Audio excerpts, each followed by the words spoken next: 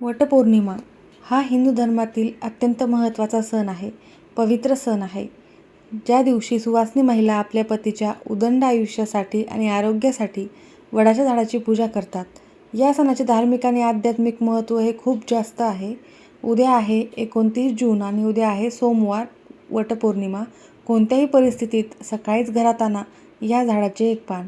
शत्रू तुमच्यासमोर लोटांगण घालतील, सर्व देवतांचे आशीर्वाद मिळतील आणि प्रगती होणार आहे. तर वटपौर्णिमेचे महत्त्व हे खूप जास्त आहे. म्हणून कोणत्या झाडाचे पान तुम्हाला आणायचे आहे, कोणत्या वेळेत हे काम करायचे आहे, सविस्तर माहिती आपण या व्हिडिओमध्ये बघणार आहोत. त्यामुळे स्किप न करता शेवटपर्यंत बघा. माहिती आवडल्यास लाईक, शेअर, सबस्क्राईब करून बेल आयकॉनला प्रेस करा. कमेंट बॉक्समध्ये ओम नमो भगवते वासुदेवाय नमः, ओम नमः शिवाय किंवा कुलदेवताचे तुमच्या नाव लिहायला अजिबात विसरू नका किंवा ओम वटवृक्षाय नमः लिहू शकता. तर पतीच्या उदंड आयुष्यासाठी प्रत्येक स्त्रिया हा उपवास हे व्रत करतच असतात. परंतु महत्त्वाचे म्हणजे तुमच्या पतीचे आयुष्य जे आहे ते सुखी आहे का, समाधानी आहे का, त्यांना त्यांच्या नोकरीमध्ये, उद्योग व्यवसायामध्ये यश मिळत आहे की नाही.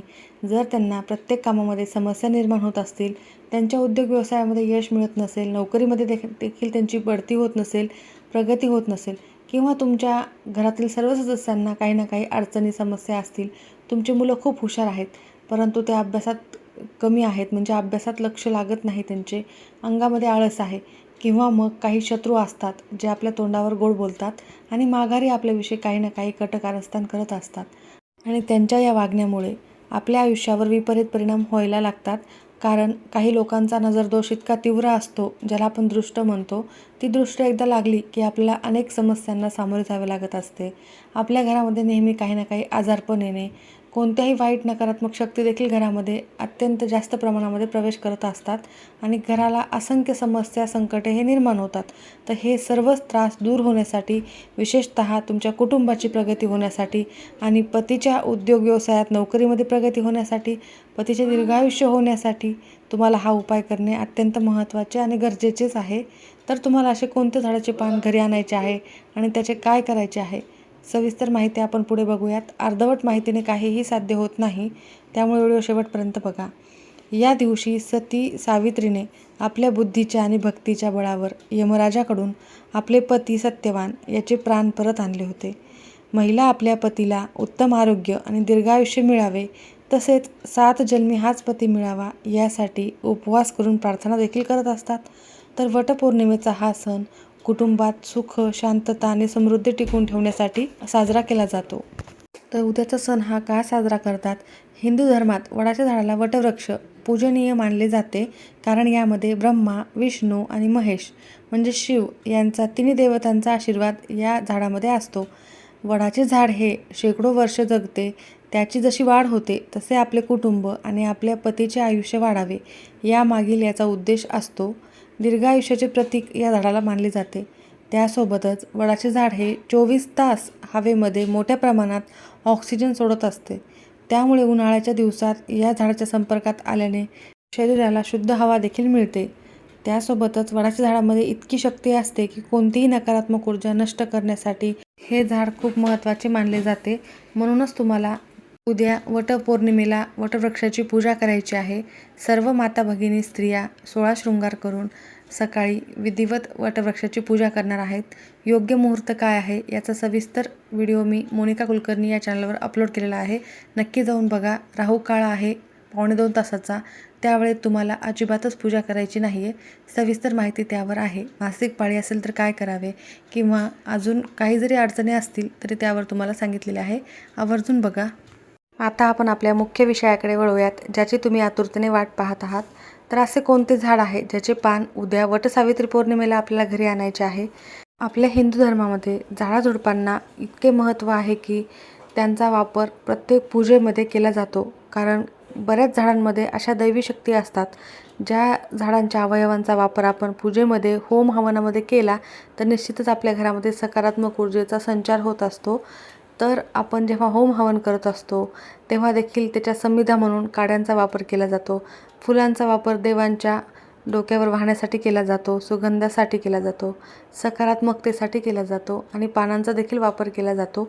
आणि तेच दैवी शक्ती असलेले एक महत्त्वाचे झाड आहे. त्याच्या पानांचा वापर आपल्याला आज करायचा आहे.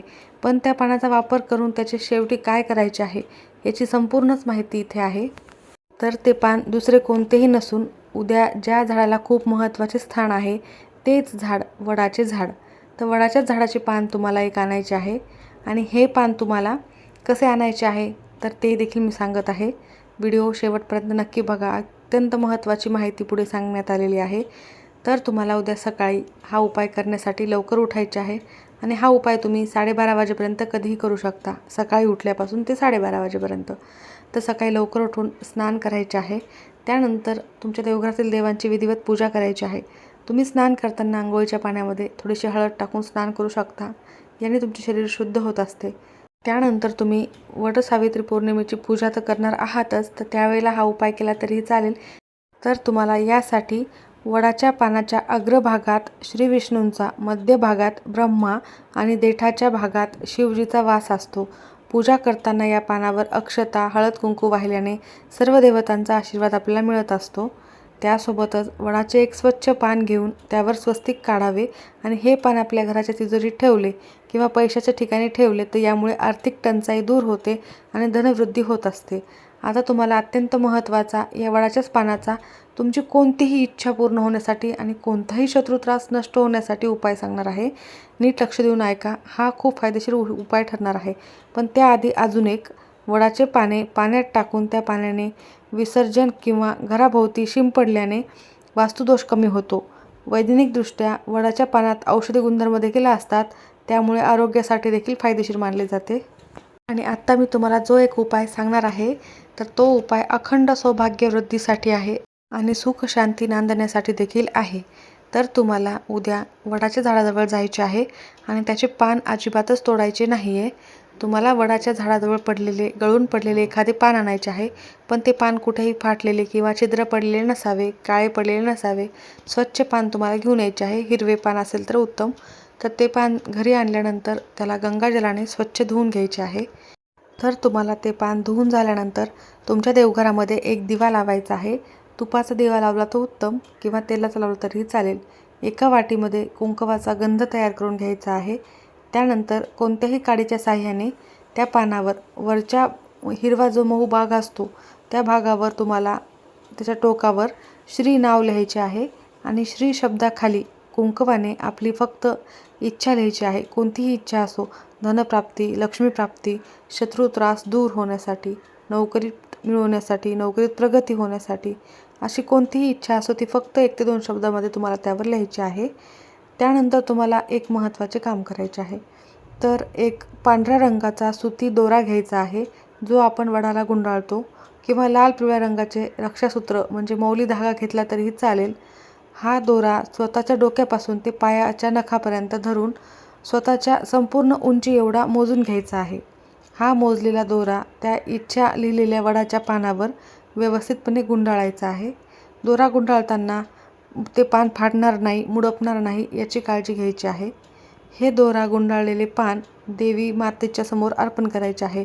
म्हणजे माता लक्ष्मीसमोर किंवा शिवपिंडीसमोर ठेवू शकता किंवा तुमच्या कुलदेवतांच्या समोर देखील ठेवू शकता. त्याला हळद कुंकू अक्षता फुले वाहून धूप दीप ओवाळायचा आहे, नमस्कार करायचा आहे. त्यानंतर तुमच्या कुलदेवतेचे 108 वेळा नामजप केला तरीही चालेल.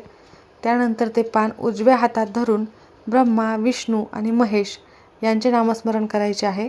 आपली मनातील जी काही इच्छा आहे ती पूर्ण झाली आहे असे बोलायचे आहे व ते पान पुन्हा तिथे थोड्या वेळासाठी ठेवायचे आहे. त्यानंतर तुम्हाला एका तांब्यामध्ये पाणी घ्यायचे आहे. त्यामध्ये थोडासा गूळ टाकायचा आहे आणि थोडेसे तीळ टाकायचे आहेत. हे जल तुम्ही घेऊन तयार केलेले वडाचे पान घेऊन वटवृक्षाजवळ जायचे आहे. तिथे वडाच्या झाडाला सर्वप्रथम हळद कुंकू अक्षता वाहून नमस्कार करायचा आहे. ते आपण पाणी आणलेले आहे ते अर्पण करायचे आहे आणि त्यानंतर हे जे पान आहे ते वडाच्या झाडाजवळ ठेवून आपली इच्छा पूर्ण होण्यासाठी मनोभावे प्रार्थना करायची आहे. महत्त्वाचा नियम, हा उपाय करताना मनामध्ये कोणतीही शंका ठेवायची नाही आहे. हा उपाय तुम्ही करत आहात हे कोणालाही सांगू नका. अगदी गुप्तपणे हा उपाय तुम्हाला करायचा आहे. त्यासोबतच तुम्ही ज्या वडाच्या झाडाजवळून हे पान आणले त्याच वडाजवळ जाण्याची गरज नाही आहे. तुम्ही कोणत्याही वडाजवळ नेऊन हे पान ठेवू शकता. तुम्ही हा चमत्कारिक आणि प्रभावी उपाय करून बघा. खूप महत्त्वाचा आहे. कारण वटपौर्णिमेच्या दिवशी वडाच्या पानाला स्वतःच्या उंचीचा दोरा गुंडाळायचा हा उपाय अत्यंत प्रभावी आणि सात्विक मानला जातो. आपल्या मनातील कठीणातली कठीण इच्छा पूर्ण करण्यासाठी, धनप्राप्तीसाठी किंवा शत्रूच्या त्रासापासून मुक्ती मिळवण्यासाठी हा उपाय विशेषतः केला जातो. अत्यंत सोपा आणि प्रभावी हा उपाय तुम्ही नक्की करा. त्यासोबतच घरात सुतक असेल तर हा उपाय करता येणार नाही. स्त्रियांना मासिक धर्म असेल तर त्या सोडून इतर कोणीही घरातील सदस्यांनी हा उपाय केला तरीही चालेल. त्यासोबतच जेव्हा तुम्ही वटसावित्री पौर्णिमेची पूजा करणार आहात तिथे एक छोटासा उपाय केला तरी चालेल. तिथे एक गळून पडलेले पान तुम्हाला उचलून घ्यायचे आहे. पूजेच्या वेळी वडाचे एक मोठे पान घेऊन स्वच्छ धुवायचे आहे. त्यावर हळद कुंकवाने एक स्वस्तिक काढायचे आहे आणि वडाला गुंडाळलेला पूजेचा धागा थोडासा काढून घ्यायचा आहे व त्या पानाला गुंडाळायचा आहे. किंवा तुम्ही नवीन धागा घेऊन जाऊन त्या पानाला गुंडाळू शकता आणि हे पान आपल्या देवघरामध्ये ठेवायचे आहे. दिवसभर ते पान तसेच राहू द्यायचे आहे. दुसऱ्या दिवशी तुम्ही हे पान निर्माल्यामध्ये टाकून देऊ शकता किंवा मग जर पान चांगले असेल, खराब झाले नसेल तर ते पान तुम्ही तुमच्या तिजोरीमध्ये ठेवू शकता. जेव्हा ते पान सुकेल, वाळेल किंवा खराब होईल त्यानंतर तुम्ही ते विसर्जित करू शकता. तर हा उपाय देखील खूप महत्त्वाचा आहे. आणल्यानंतर त्या पानाला देवघरात ठेवल्यानंतर हळद कुंकू अक्षता फुले वाहून नमस्कार करायचा. तिथेच बसून तुम्हाला ओम श्री महालक्ष्मी नमो नमः या मंत्राचा देखील जप करू शकता किंवा कुलदेवीचे नामस्मरण देखील करू शकता. हा एक अत्यंत प्रभावी उपाय नक्की करा. खूप फायदेशीर ठरणार आहे आणि खूप सोपा देखील आहे. दोन्ही उपाय अतिशय महत्त्वाचे आहेत. नक्की करा. माहिती आवडल्यास लाईक करा. सर्वांचे खूप खूप धन्यवाद.